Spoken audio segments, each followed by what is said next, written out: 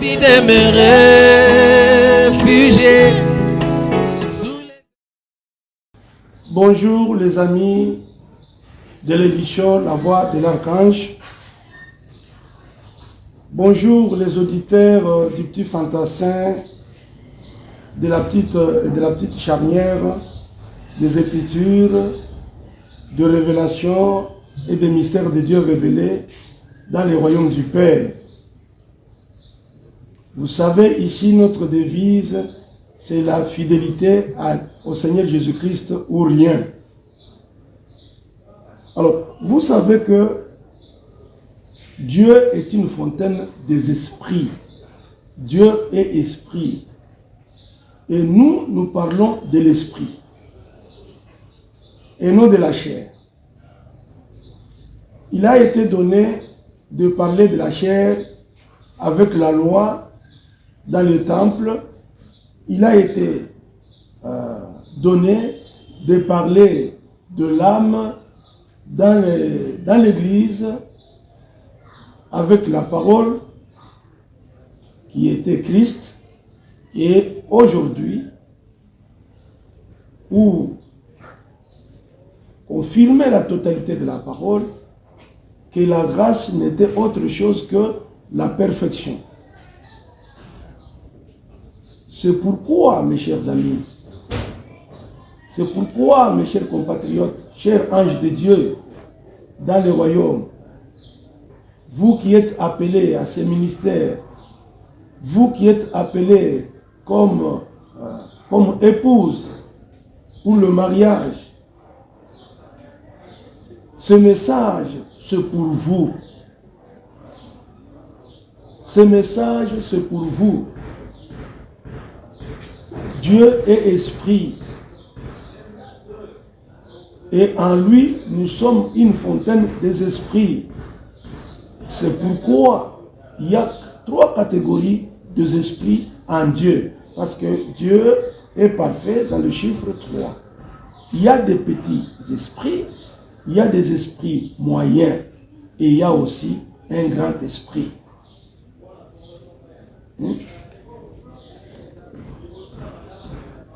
Et là où il y a de grands esprits, ils sont responsables de me dire que la vérité. Et ici, c'est le ministère des anges. Ici, c'est dans le royaume. Ici, c'est dans le champ. Les champs de la moisson, à la récolte. Conformément aux Écritures, conformément à la révélation, conformément au mystère révélé.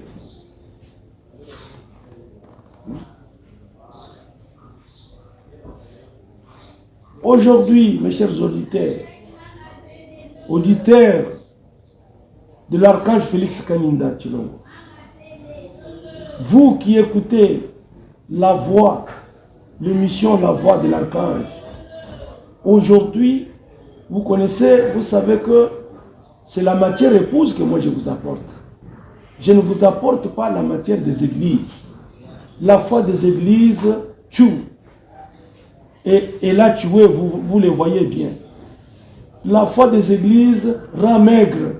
Regardez aujourd'hui les véritables croyants. On vous dira qu'une femme de prière, un homme de prière. Mais regardez l'état de ces gens-là. Ils deviennent maigres. Parce qu'ils n'ont pas la nourriture spirituelle au temps convenable. Ils n'ont pas de véritables vitamines du Seigneur, de notre Seigneur et Sauveur Jésus-Christ. Voilà. Je continue et je vous parle du retour de Jésus. Que Jésus est déjà retourné. Le Jésus qui était monté selon Actes chapitre 1, le verset 6. Qui était monté absorbé dans la nuée, accompagné des anges. Ce Jésus-là est déjà retourné. Cette promesse-là est déjà accomplie. Le retour de Jésus, notre fiancé. Le fiancé fait la joie de sa fiancée. Jésus ne pouvait pas s'en aller comme ça et aller rester dans la nuée. Non. Dieu est fidèle. Dieu reste attaché à ses principes, à son système. Hein? Et Jésus est notre fiancé par fidélité. Paul nous a fiancés à un seul époux. C'est écrit dans 1 Corinthiens chapitre 12. Je vous ai fiancés. C'est Paul qui le dit. Je vous ai fiancés à un seul époux. Et que cet époux-là, c'est Christ. Ici, c'était dans l'âge de la grâce. Et c'est ça la grâce. Je vous ai fiancé à un seul époux. C'est Paul qui le dit. Et vous tous, vous êtes les lecteurs, des lecteurs de la Bible. La Bible est le livre le plus vendu dans le monde. Est-ce que vous achetez ce livre pour en faire quoi? Pour mettre dans le placard et puis croiser les bras? Dire que nous attendons Jésus? Quel genre de Jésus alors? Paul nous a fiancés à un seul époux, Christ. C'était dans l'âge de la grâce. Et la grâce est grâce si vous acceptez. Si vous n'acceptez pas, la grâce sera une disgrâce. Et si vous acceptez, quand l'épouse accepte la grâce, il accepte un dépouillement. Vous savez, une bonne femme que vous pouvez avoir dans la vie, quand vous la mariez pour l'amener dans la chambre nuptiale, elle doit laisser sa tête, elle doit être dépouillée de sa tête et que cette tête-là reste chez elle, dans sa famille. Ou sinon, si elle vient avec sa tête, il y aura deux têtes dans ce foyer-là. Il y aura deux pensées. Il n'y aura pas une véritable communion spirituelle. L'époux, l'homme dira quelque chose et la femme dira le contraire. Parce qu'elle a sa tête, elle a sa bouche. Tu ne vas pas le lui empêcher. La grâce, c'est accepter le dépouillement pour se conformer à son mari. Pour qu'une femme puisse se conformer à son mari, elle doit accepter le dépouillement. Elle doit fermer sa bouche. Donc, dans l'âge de la grâce, on ne pouvait pointer les gens qu'à la croix. C'était l'évangile de la croix. Rien que ça. Jésus crucifié. Voyez-vous? Donc, l'épouse, je veux dire, la femme qui a été, la fiancée qui a été fiancée, pour ne pas faire la tautologie, Paul a dit, je vous ai fiancé. Donc, une fiancée attend l'appel, attend le retour de celui qui était descendu chez elle pour la fiancée. C'est comme ça que l'Église épouse la fiancée à l'époux par Paul. Attendait le retour du fiancé pour conclure le mariage. Comme la terre du champ attend la semence, Paul nous a fiancés à Christ comme une terre épouse. Une terre épouse attendant l'appel. Ici, c'est à la première venue de Christ, à l'Orient, à l'Est, Jésus de Marie. Et Paul a dit, j'ai posé le fondement pour l'épouse, la femme de l'agneau, à savoir Christ. Jésus. Voyez-vous, Dieu vraiment c'est un Dieu d'ordre. Là où il y a une véritable épouse, là où il y a la naissance d'une véritable épouse, il n'y aura pas, ou alors il n'y aura plus jamais une manipulation dénominationnelle, humaine, organisationnelle. Dans l'église, on ne pouvait pas dire les pasteurs a dit. Dans l'église, on ne pouvait pas dire tel a dit. Il fallait dire Jésus a dit, Christ a dit. Un serviteur ne dit que ce que son chef, celui qui l'a envoyé, dit. Il n'a rien à dire, il n'a rien à ajouter. Voilà, mes chers amis. Dieu, c'est un Dieu d'ordre. Il ne change pas son système. Et Paul, comme Paul nous a fiancés, les hommes passent, Paul est passé, et Jésus devrait retourner et prendre quelqu'un d'autre pour le mariage. Paul nous a fiancés à Christ, et Christ est allé. Vous savez, il nous a promis qu'il reviendrait de la même manière qu'il était monté. Qu'il viendrait avec des anges. Qu'il viendrait dans une constellation des anges comme il était monté dans une constellation des anges. Voyez-vous, mes chers amis, comme Paul a fiancé, les hommes passent, William Marion Branham nous a mariés. C'est un serviteur fidèle. Selon Matthieu 24, 43, 42 à 45, plus précisément le verset 45. Un serviteur fidèle. C'est comme Eliezer était un serviteur fidèle envoyé par Abraham pour aller chercher Rebecca pour Isaac. Et c'est Eliezer qui avait marié Rebecca à Isaac. Là, c'est dans le type. Et ici, Paul avait joué pour ce qui était de fiançailles.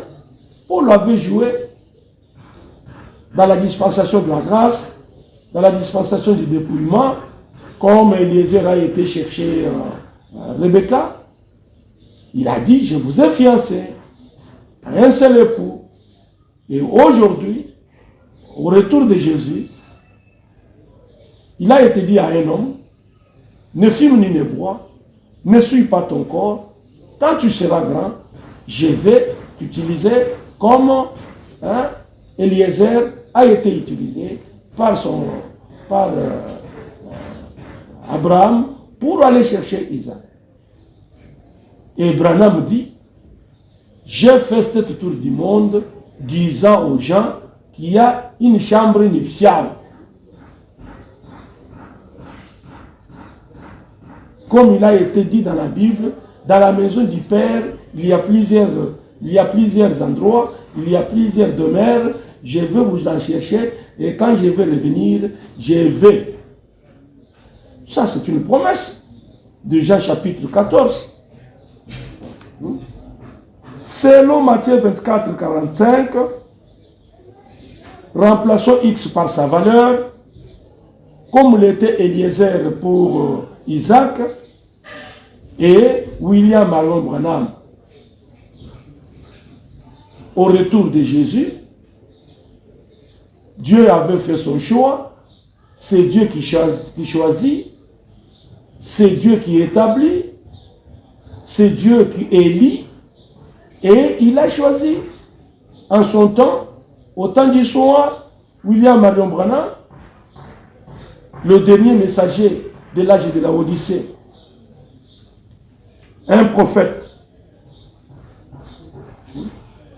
Et selon Matthieu 24, le verset 45, c'est William Marion Branham qui est le serviteur fidèle.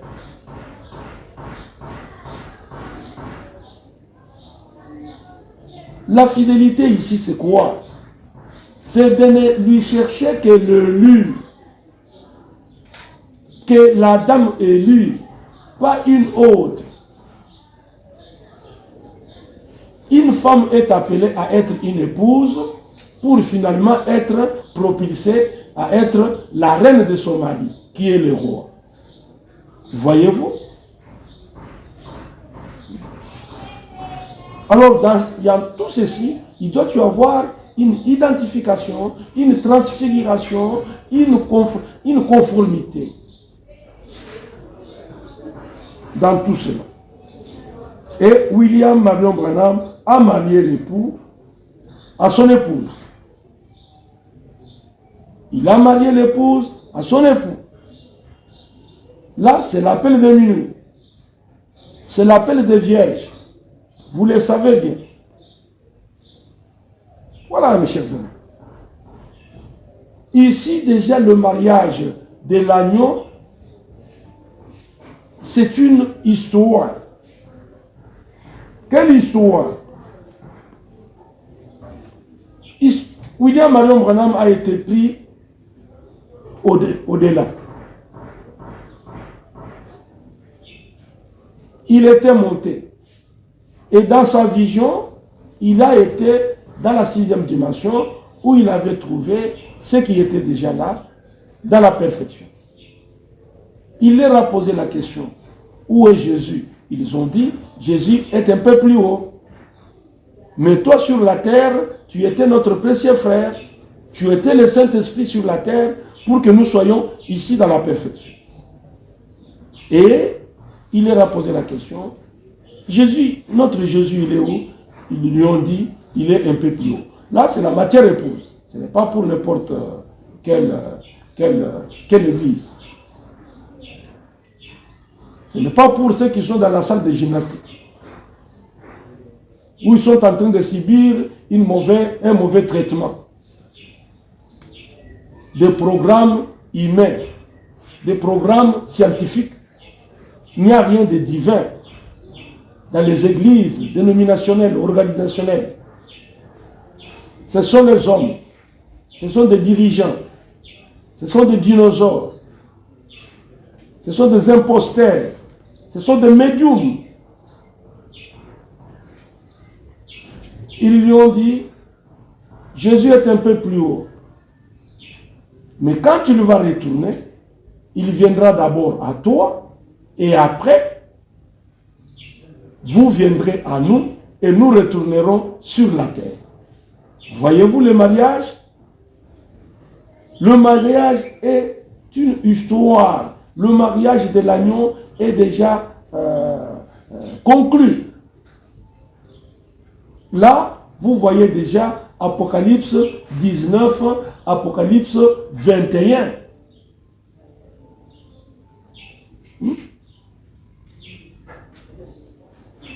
C'est vraiment une histoire. Alors, comme Paul avait fiancé, William Marion Branham a marié. Et c'est lui qui devait amener l'épouse. Comme Élie de Malachie 4. C'est Élie qui amène de l'enlèvement pour amener dans l'enlèvement. Et Élie de Malachie 4, c'est le Seigneur Jésus-Christ lui-même, le voleur de la nuit. Il vient voler quoi? Il vient prendre son épouse. Il vient voler son épouse. Parce qu'il avait promis qu'il viendrait comme un voleur. Il avait promis que ça sera dans un secret total. Il avait dit qu'il ne viendra pas de manière à frapper le regard. Mais que, en un clin d'œil, au cri, à la voix, à la trompette, il descendra. Et il rencontrera son épouse dans le palais, au ciel. Et Branham a dit, je fais cette tour du monde, disant aux gens qu'il y a un ciel à gagner et un enfer à éviter. Voyez-vous, mes chers amis? Et regardez, pour ce qui est de monter ou de descendre. Si une question est biblique, la réponse doit venir des Écritures. L'échelle de Jacob, ce sont les anges qui montent, qui descendent. C'est quoi ça? C'est l'enlèvement de l'épouse. Ce sont les anges. Ce sont les anges qui avaient... C'est un ange qui avait préparé Marie. Et ça doit être aussi des anges qui doivent préparer l'épouse, donc le membre de l'épouse, à entrer, à aller, à écouter la voix quand l'époux descend. Ce sont les anges. C'est pourquoi toute la vie de William Marion Branham, depuis sa naissance, il y a eu la présence d'un ange. Un ange qu'il reconnaissait. Il a dit, même si on m'amène ici 3000 anges, celui-là je le connais. Je le connais. Cet ange me corrige. Je ne peux rien faire si cet ange ne me donne pas une vision. Voyez-vous le ministère des anges? Cela a commencé depuis du temps biblique, du temps de la grâce. Marie est le type de l'épouse. Alors pour ce mariage-là, pour qu'il y ait un mariage sacré de l'époux et de l'épouse, un ange était entré en scène. C'est l'ange qui a été voir Marie.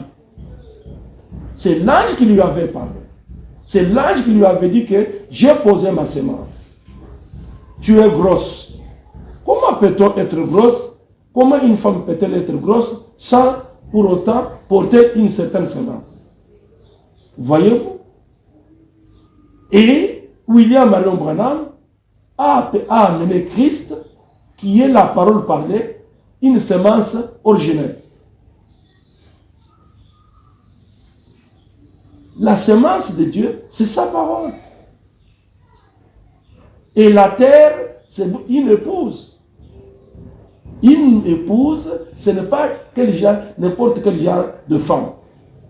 Parce que toute femme, c'est une porteuse. Mais une épouse, c'est une femme soumise. Une femme qui accepte de dépendre de son mari. C'est ça, une femme à marier. Si une femme n'accepte pas de dépendre de son mari, ce n'est pas une femme à prendre en mariage. Ce n'est pas une épouse. Mais elle peut demeurer une femme, c'est-à-dire une porteuse. C'est comme toute femelle, quand elle est chaude, et puis il y a un mâle qui vient, et puis c'est tout. Donc une femme qui ne dépend pas d'un homme, mais c'est juste une pondeuse. Alors une pondeuse, c'est une poubelle sexuelle. Comme le sont toutes vos églises ici. N'importe qui s'élève sans parole de Dieu, il commence une église. Tout simplement parce qu'ils trouvent un espace dans la parcelle de quelqu'un là-bas, où il a un peu de l'argent, il va là-bas. Bon, nous commençons une église. Vous commencez une église avec qui? Si vous voulez commencer une église, commencez avec la parole. Et la parole, c'est dans la rue. La parole, c'est dans les carrefours. Vous n'allez pas commencer par construire un temple, une maison. Non. Jésus a dit, Dieu ne demeurera, Dieu n'habitera plus jamais dans des maisons bâties d'hommes. Alors restez dans vos boutiques.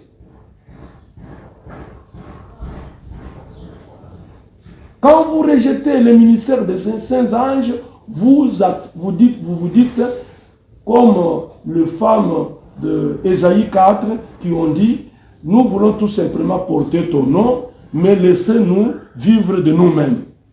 Là, ce sont des prostituées. Là, c'est l'église catholique. Là, c'est l'église protestante.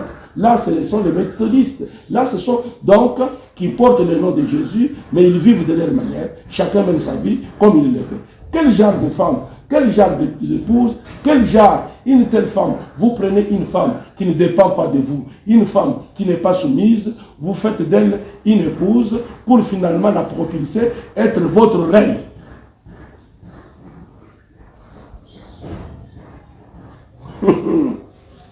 C'est pourquoi, au retour de Christ, après que l'ange puissant soit descendu, comme il est écrit dans Matthieu chapitre 25, le verset 31, que l'ange puissant descend, il descend, lui, le Fils de l'homme, il retourne sur la terre et il prend tous ses anges, il les envoie. Avec les serviteurs fidèles qui est le premier maillon sur la chaîne. Et c'est William Marion Branham qui est le serviteur fidèle avec des photocopies conformes. Je suis l'un d'entre eux.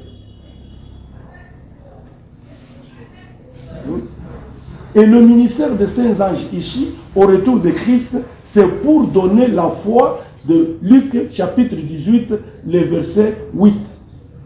Quand le Fils de l'homme retournera sur la terre, trouvera-t-il la foi? Oh là là! Est-ce que c'est seulement la foi que les gens ont ici? La foi substance? Hein?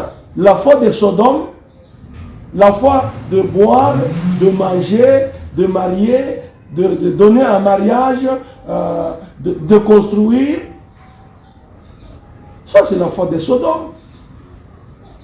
La vraie foi, c'est cette foi ici. C'est une question qui a été posée dans Luc chapitre 18, le verset 8. Quand le Fils de l'homme retournera sur la terre, trouvera-t-il la foi? Mais nous avons déjà la foi. Mais pourquoi cette question ici? La foi ici, c'est quel genre de foi? Ça, ce n'est pas la foi qu'un apôtre puisse donner.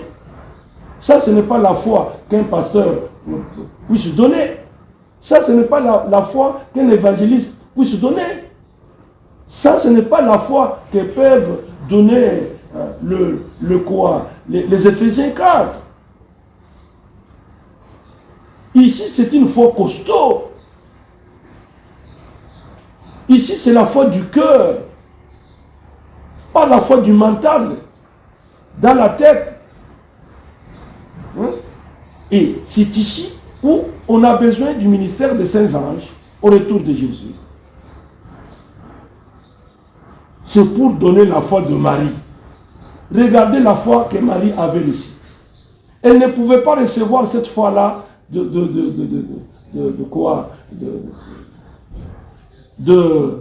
Zacharie, qui était le souverain sacrificateur. Mais Marie a eu la foi de l'ange. C'était un ange. Et la foi de Marie, ce n'est pas la foi vulgaire. Croire des choses que les humains ne pouvaient pas croire, les humains ne peuvent pas croire. Croire les choses que les clergés ne peuvent pas croire. Zacharie, le souverain sacrificateur, le père de Jean-Baptiste, ne pouvait pas croire le message des anges. C'est comme aujourd'hui. Tous vos pasteurs, tous ces dirigeants ecclésiastiques, ils ne peuvent pas croire ce message que moi je suis en train d'apporter.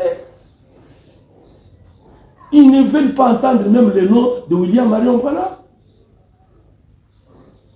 Ils ne peuvent pas entendre ces choses. Ils ne peuvent pas les croire. Parce que ces choses, vous devez les recevoir par la foi. Mais quand vous n'avez pas cette foi, au retour de Jésus-Christ,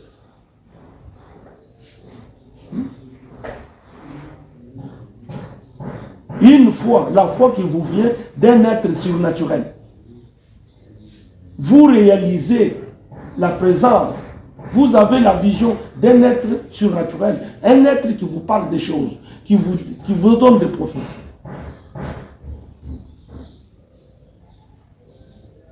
Vous ne voyez pas ça?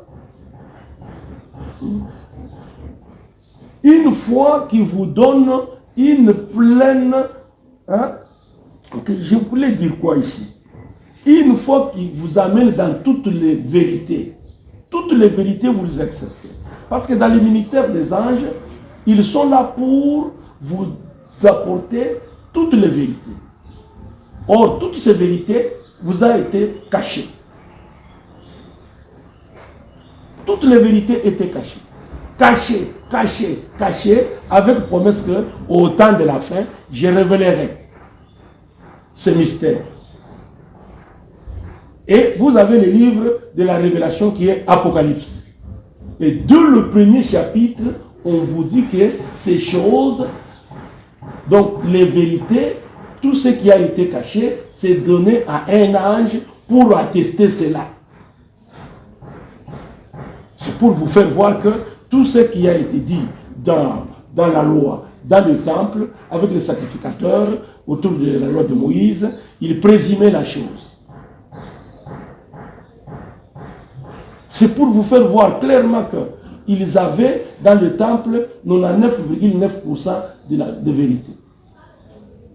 Et c'est pour vous montrer la suffisance que même dans l'église, là où la parole a été donnée, mais c'était une parole voilée. Dieu dans la chair, la parole était voilée. Mais dans le ministère des anges, Dieu s'est dévoilé. Ici, c'est la perfection. Voilà, mes chers amis. Donc, l'Église a 99,9 de vérité. Alors, ça c'est quoi? C'est un mensonge. Un mensonge, c'est quoi? C'est une vérité pervertie. C'est le diable qui a ça. Voyez-vous? Alors, il fallait attendre le ministère des saints anges établi. Comme les serviteurs fidèles étaient établis sur ces gens, sur la dame, sur la vraie épouse, les vrais croyants, ceux qui écoutent la parole de Dieu pour croire et non pas pour la douter ou la raisonner. Parce que le raisonnement, c'est du diable. Le doute, c'est du diable. Les filles et les filles de Dieu sont des croyants.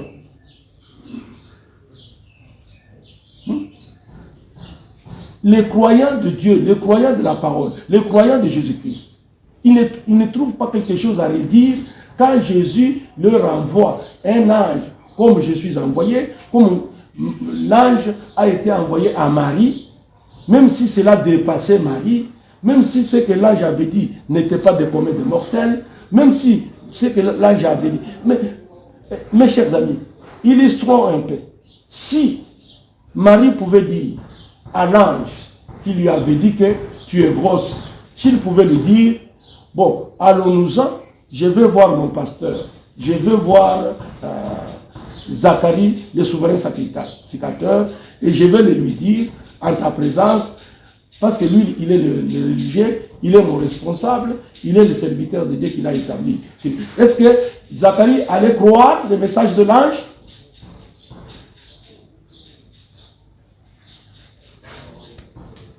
Ce message n'est pas pour les églises. Le ministère des anges n'est pas établi dans les églises. Le ministère des anges est établi dans les champs. Et les champs, c'est le monde. C'est écrit dans Matthieu chapitre 13. Vous pouvez lire cela à partir du verset 32 jusqu'à 39 jusqu'à 42 ou 43. Dieu n'est pas dans les églises aujourd'hui. Il y est déjà sorti.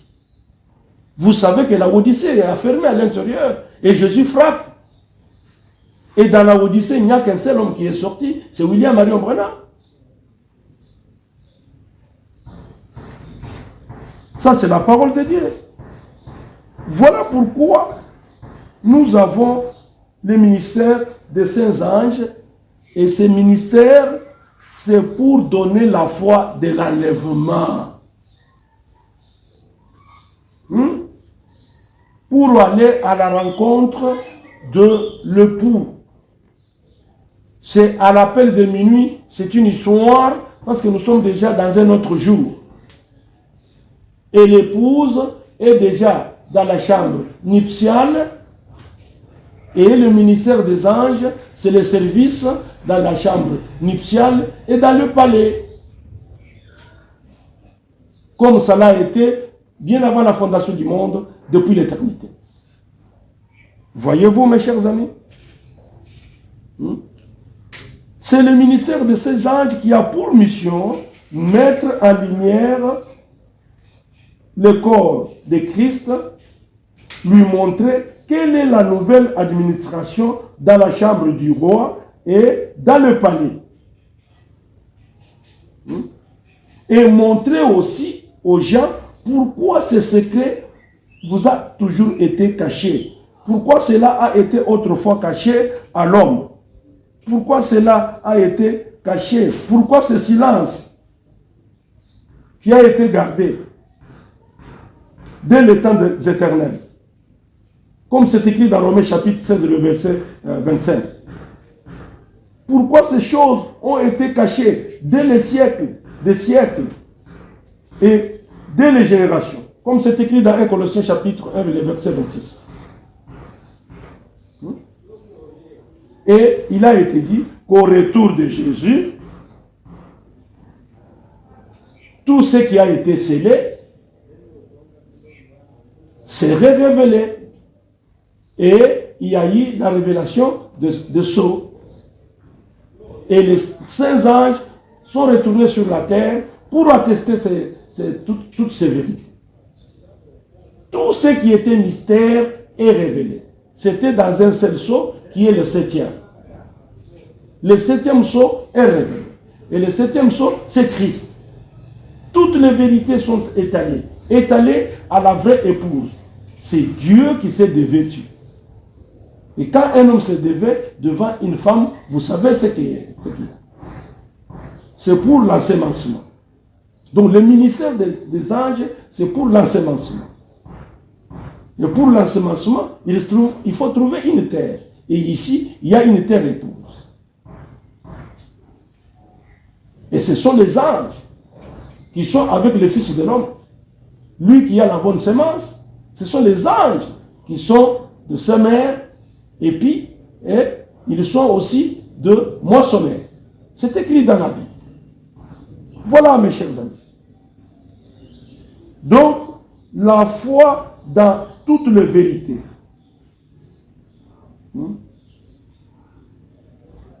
Donner toutes les connaissances de Dieu.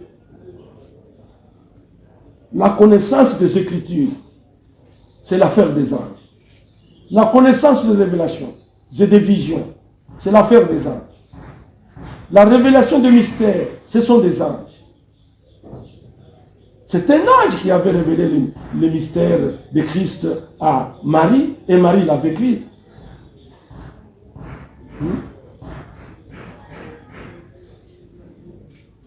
Voilà. Une foi qui vous donne une pleine et entière confiance en Dieu. Vous savez que Dieu ne peut pas, sans moi, Dieu ne peut pas exister. Alors, tout ce que Dieu me dit, je le crois. Je prends Dieu au mot. Je ne doute de rien. Je ne raisonne pas. Je le crois. Une foi aveugle. C'est de cette foi qu'il s'agit ici. Ou sinon, la Bible ne poserait pas la question, au retour de Jésus, trouvera-t-il la foi sur la terre? Voyez-vous, mes chers amis? Nous sommes là pour présenter la parole de Dieu. D'une manière adaptée. Adaptée à quoi? Aux besoins des âmes. L'âme a besoin de richesses insondables. L'âme a besoin de richesses éternelles. Une âme de Dieu en cette heure. Jésus avait dit, l'homme ne vivra pas seulement de pain, mais de toute parole. Voilà la nourriture de Dieu, au temps convenable. C'est le message des anges, établi dans le royaume du Père. Et le royaume du Père, c'est le monde. C'est le monde qui est le champ de Dieu aujourd'hui. C'est le monde qui est notre champ. C'est pourquoi je vais pas de voix médiatique, la télévision, radio, hein, tout. C'est pour faire parvenir cette semence, hein, l'ensemencer dans la véritable terre qui est l'épouse de Christ, qui est appelée à devenir une reine.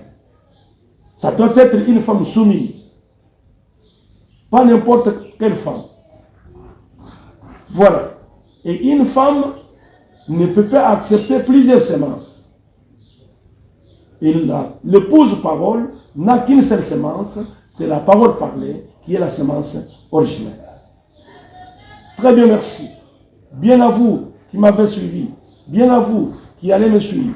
Je vous dis une seule chose, si vous avez eu l'occasion une seule fois de me suivre, si vous êtes une âme de Dieu, voilà la nourriture pour vous. Dieu n'a qu'une seule nourriture, c'est sa parole. Et la parole, c'est pour les âmes. Ce n'est pas pour les communs des mortels. Si vous êtes un commun des mortels, allez dans vos boutiques où vous allez acheter des parcelles, des maisons, où vous faites de Dieu votre moine habitinda. Que Dieu vous bénisse. Que Dieu vous bénisse. Que Dieu bénisse David, Mbouyi, que Dieu bénisse Nadège, que Dieu bénisse Mouzingu Gloire, Papi Mandeke, que Dieu bénisse Chabani Record, et que Dieu vous bénisse. Que Dieu vous bénisse. Que Dieu vous bénisse. J'ai envie de me réfugier